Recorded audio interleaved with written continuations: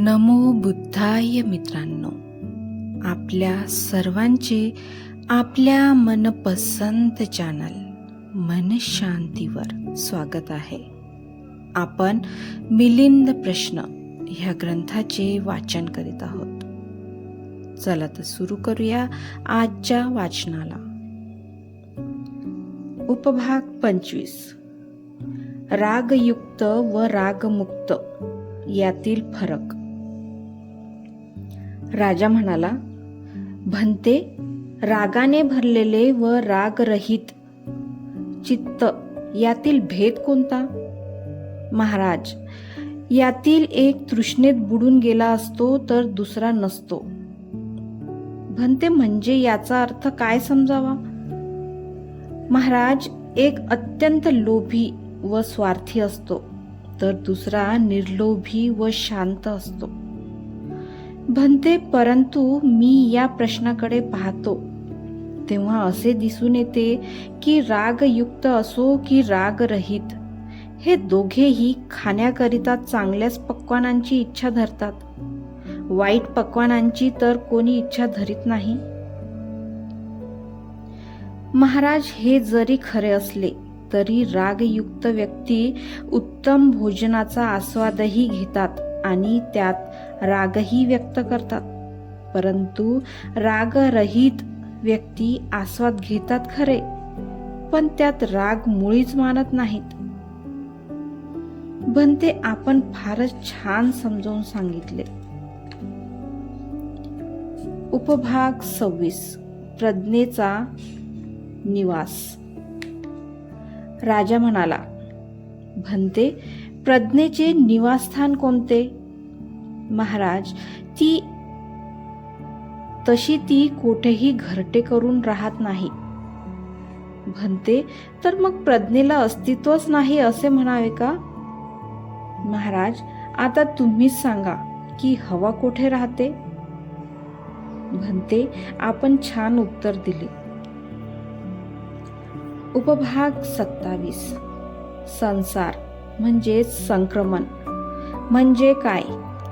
राजा म्हणाला, भन्ते, तुम्ही लोक संसार संसार म्हणून उल्लेख करता, तर तो संसार म्हणजे संक्रमण काय आहे? महाराज, जीव प्राणी येथे जन्म घेतो व येथेच मृत्यू पावतो. येथे मृत्यू पावल्यानंतर दुसऱ्या ठिकाणी जन्म घेतो, तेथे जन्म घेऊन तेथेच मृत्यू पावतो. तेथे मृत्यू पावल्यानंतर पुन्हा तिसऱ्या ठिकाणी तिसऱ्या अवस्थेत जन्म घेतो. संसाराचा हाच अर्थ आहे.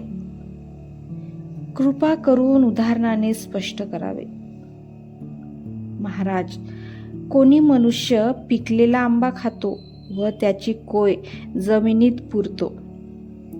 त्याला अंकुर फुटून त्यापासून एक मोठा वृक्ष तयार होतो आणि त्याला आंबे लागतात. ते पिकल्यानंतर तो मनुष्य पुन्हा ते आंबे खाऊन त्याची कोय जमिनीत पुरतो. यापासून अजून एक मोठा वृक्ष तयार होतो आणि त्याला सुद्धा फळे येतात.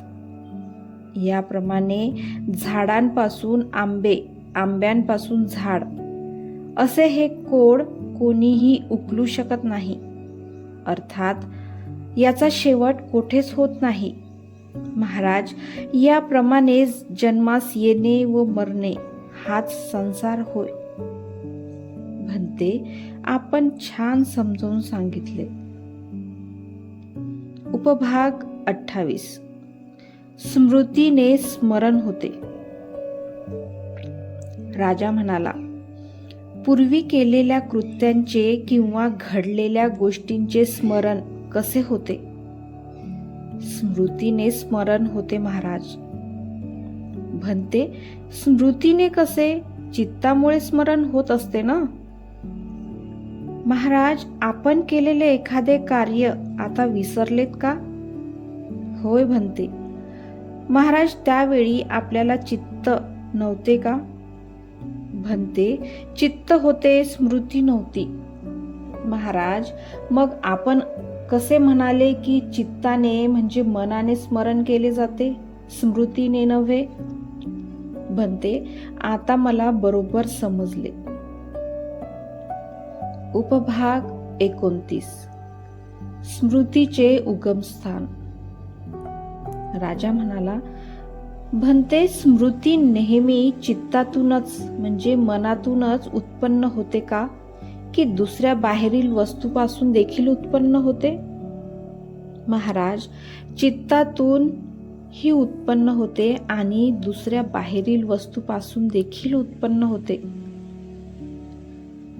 भंते, परंतु सर्वच स्मृत्या चित्तातून म्हणजे मनातून उत्पन्न होतात, दुसऱ्या बाह्य वस्तूपासून नव्हे. महाराज, जर बाह्य गोष्टींमुळे स्मृत्यांचा उगम झाला नसता तर शिल्पकला ही दुसऱ्याकडून शिकण्याची, अभ्यास करण्याची आवश्यकताच मुळी राहिली नसती आणि गुरु सुद्धा निरर्थक ठरतील, परंतु अशी स्थिती नाही. छान भंते, फारच छान. प्रकरण 4. उपभाग 30. स्मृतीच्या उत्पत्तीचे 16 प्रकार. राजा म्हणाला, भंते, किती प्रकाराने स्मृती उत्पन्न होते? महाराज, 16 प्रकारांनी स्मृतीचा उगम होतो. ते 16 प्रकार असे: अभिज्ञेमुळे म्हणजे पूर्वजन्मामुळे स्मृती उत्पन्न होते. आयुष्यमान, आनंद, उपासिका, खुजुत्तरा, अगर ज्यांना अशी अभिद्या शक्ती प्राप्त झाली होती असे लोक आपल्या पूर्वजन्मातील गोष्टींचे स्मरण करीत होते.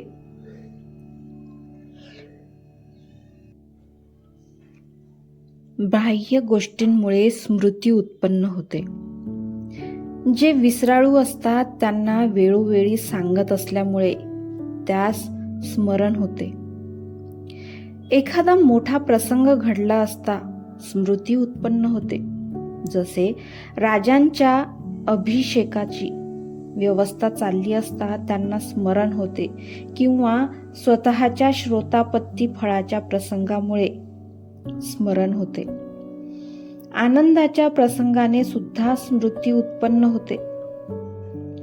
अमक्या वेळी त्या गोष्टीने अतिशय आनंद झाला अशा स्मरणाने स्मृती उत्पन्न होते. तसेच दुःखद प्रसंगामुळे स्मृती उत्पन्न होते. अमक्या ठिकाणी त्या प्रसंगाने फार दुःख भोगावे लागले होते अशी आठवण स्मृती उत्पन्न करते. साम्य आढळून आल्यामुळे स्मृती उत्पन्न होते.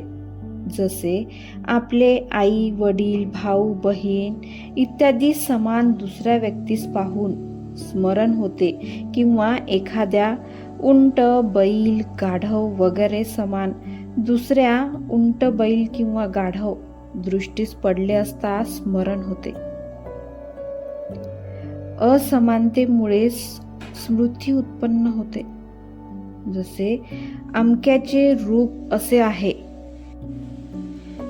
शब्द असा आहे, सुगंध असा आहे, स्वाद असा व स्पर्श असा आहे व यांचा नाही, असे दोन वस्तूच्या असमानतेसंबंधी विचार करीत असता स्मरण होते. दुसऱ्यांनी सांगितल्यामुळे स्मृती उत्पन्न होते. अमक्या ठिकाणी असे घडले होते असे सांगताच आपणास स्मरण होते. मित्रांनो, आजचे वाचन आज आपण इथेच थांबवूया. धन्यवाद.